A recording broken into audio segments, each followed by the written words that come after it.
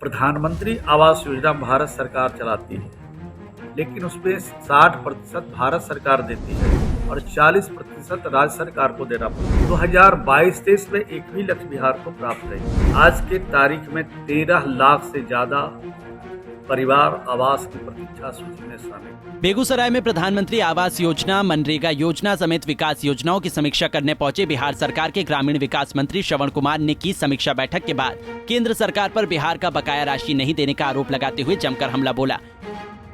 मंत्री श्रवण कुमार ने कहा कि 2018 के बाद से बिहार में एक भी प्रधानमंत्री आवास योजना का लक्ष्य नहीं दिया जा रहा है। मनरेगा का 1100 करोड़ रुपए बकाया है, लेकिन बार बार पत्र लिखने के बावजूद केंद्र सरकार राशि नहीं दे रही है। बेगूसराय से सांसद गिरिराज सिंह हैं, जो केंद्र में ग्रामीण विकास मंत्री हैं। उनसे अपील है कि गरीबों को आवास के लिए राशि उपलब्ध करवाई जाए।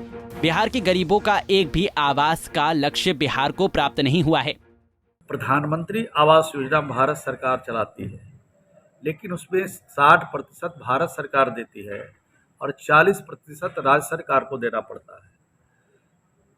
और इसके अलावे 2018-19 में बिहार को एक भी लक्ष्य प्राप्त नहीं हुआ, बिहार को नहीं मिला। 2022-23 में एक भी लक्ष्य बिहार को प्राप्त नहीं हुआ और 2023-24 जो चल रहा है उसमें भी एक भी लक्ष्य बिहार को प्राप्त नहीं हुआ। आज के तारीख में 13 लाख से ज़्यादा परिवार आवास की प्रतीक्षा सूची में शामिल है। और यूँ कहूँ बेगूसराय में आकर कि बेगूसराय से ही भारत सरकार में ग्रामीण विकास विभाग के मंत्री हैं माननीय गिरिराज बाबू।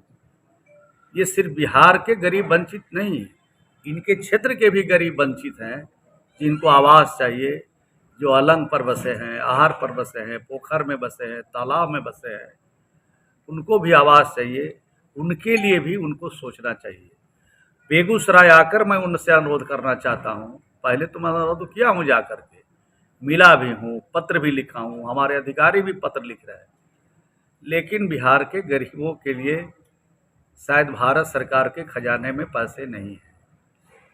तो भारत सरकार कहीं से इंतजाम करे और इन गरीबों के घर के लिए पैसे दे। अगर ये नहीं करते हैं तो उसके लिए भी हम लोगों ने योजना बनाया है। बिहार की सरकार और बिहार के मुख्यमंत्री ने कहा है कि एक भी गरीब बिना छत का नहीं रहेगा। उसके लिए बिहार में मुख्यमंत्री आवास ग्रामीण हमने शुरू किया है। हम राज्य के खजाने से इन गरीबों को पैसा देंगे, घर बनाएंगे। हम इनके लिए काम कर रहे हैं और काम करेंगे। तो पहले कहा था कि 2022 तक एक भी घर नहीं बचेंगे, तब 2022 खत्म हो गया, 2023 चल रहा है और 2018 में जब एक और लक्ष्य नहीं मिला, 2022-23 में एक लक्ष्य नहीं मिला और 2023-24 चल रहा है उसमें भी लक्ष्य नहीं मिला और 13 लाख हमारे प्रतीक्षा सूची राज्य भर में हैं। यूँ कहूँ तो आपको दुख नहीं होना चाहिए, क्योंकि आप बेगूसराय के लोग हैं। गिरिराज बाबू जब से भारत सरकार में ग्रामीण विकास मंत्री बने हैं, बिहार के गरीबों का एक भी आवास का लक्ष्य बिहार को प्राप्त नहीं हुआ है। इसी प्रकार से मनरेगा योजना की भी समीक्षा किया। मनरेगा योजना में ये जानकारी है कि भारत सरकार मजदूरों को जो मजदूरी है उसका पैसा भारत सरकार देती है और मटेरियल का पैसा भारत सरकार 75% देती है और 25% राज्य सरकार देती है। लेकिन मटेरियल में 1100 करोड़ से ज़्यादा का बकाया है और दुख तो तब होता है कि मजदूरों को देने के लिए 23 जून के बाद एक छदाम भारत सरकार ने पैसा नहीं दिया और 1100 करोड़ रुपया जो बकाया है वो भी लगभग 1 साल नहीं, 2 साल से 2.5 साल से बकाया है भारत सरकार।